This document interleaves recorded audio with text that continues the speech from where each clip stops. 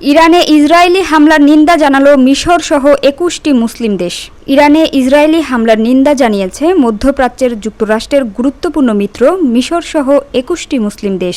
নিন্দা জানানোর পাশাপাশি উত্তেজনা হ্রাস এবং পরমাণু প্রকল্প বন্ধেরও আহ্বান জানিয়েছে দেশগুলো। সোমবার এক খোলা চিঠিতে এই নিন্দা ও উত্তেজনা হ্রাসের আহ্বান জানানো হয়েছে। চিঠিতে স্বাক্ষরকারী দেশগুলো হলো মিশর, আলজেরিয়া, বাহরাইন, ব্রুনেই, সাদ, Comoros, Djibouti, Gambia, Iraq, Jordan, Kuwait, Libya, Mauritania, Oman, Pakistan, Qatar, Saudi Arab, Sudan, Somalia, তুরস্ক ও সংযুক্ত আরব আমিরাত।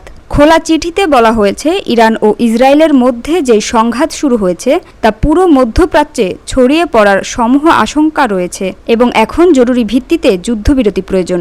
আরও বলা হয়েছে, তারা চান মধ্যপ্রাচ্য যেন পরমাণু অস্ত্রমুক্ত থাকে এবং এই অঞ্চলের সব রাষ্ট্র যেন জাতিসংঘের পরমাণু প্রকল্প বিষয়ক চুক্তি নন প্রলিফারেশন অব নিউক্লিয়ার উইপন বা এনটিপিতে স্বাক্ষর করে। গত ১৩ জুন ভোর ৪:৩০টার দিকে ইরানে ইসরায়েলি বিমান বাহিনীর অভিযানের মধ্য দিয়ে শুরু হয় ইরান ইসরায়েলের সংঘাত। এখনও এই সংঘাত চলছে এবং ইতোমধ্যে এতে উভয় দেশের প্রায় ৩০০ মানুষ নিহত হয়েছেন এবং আহত হয়েছেন আরও প্রায় ১,০০০ জন। সংঘাত শুরুর ৪ দিন পর প্রথমবারের মতো যুদ্ধবিরতির আহ্বান জানিয়ে একসঙ্গে বিবৃতি দিল এতগুলো মুসলিম দেশ।